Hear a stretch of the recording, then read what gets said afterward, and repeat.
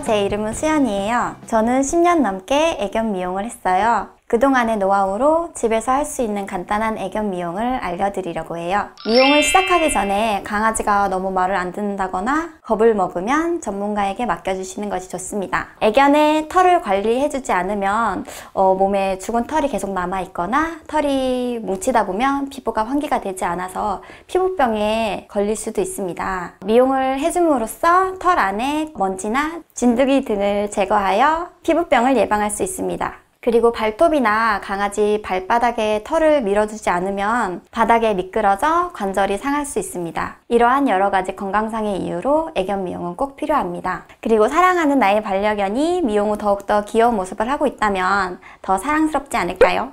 강아지는 소리에 예민해서 클리퍼나 가위 소리를 두려워할 수 있습니다. 갑작스럽게 도구를 들이밀기보다는 도구 소리에 충분히 적응할 수 있는 시간이 필요합니다. 미용뿐만 아니라 목욕할 때도 놀이를 통해서 긴장을 풀어주면 아이들이 더 편하게 미용할 수 있을 거예요. 그래서 우리는 산책을 할 것입니다.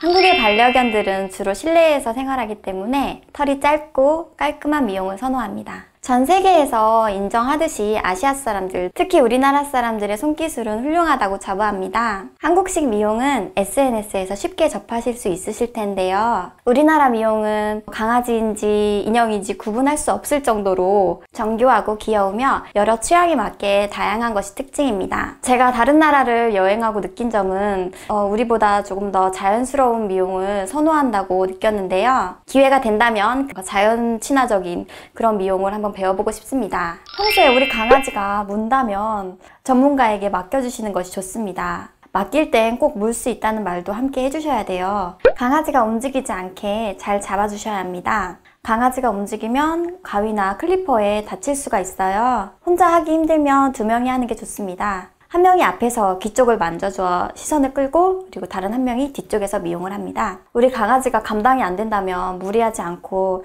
그냥 미용을 포기하시는 것이 좋습니다. 클리퍼를 이용해 너무 짧게 미용을 하면 피부 자극이 돼 피부 트러블을 유발시킬 수 있으니 주의해야 합니다. 어린 강아지의 경우 미용 후 스트레스를 받으면 면역력이 떨어질 수 있기 때문에 면역력이 어느 정도 형성된 오차 예방접종 이후 베넷 미용을 해주시는 게 좋습니다. 성견의 경우에도 강아지 컨디션이 너무 좋지 않아 보이거나 이사를 통해 주변 환경이 변한 상황에서는 일주일 정도 적응할 수 있는 시간을 가져야 합니다. 우리나라는 혼자 사는 사람이 늘어나면서 혼자서 집을 지키는 반려견의 숫자도 늘어나고 있습니다. 반려견이 혼자 집에 방치될 경우 우울감이나 극심한 스트레스로 인해 사나워질 가능성이 좀 높아집니다. 사람의 외로움을 달래기 위해 반려견을 키우는 것이 오히려 반려견을 더 외롭게 만드는 것이 아닐까요? 저는 강아지와의 교감이 중요하다고 생각합니다. 강아지는 밥 주는 사람보다 산책하는 사람을 더 좋아한다고 합니다. 산책을 하면서 강아지는 스트레스 해소와 사회성을 기를 수 있기도 하지만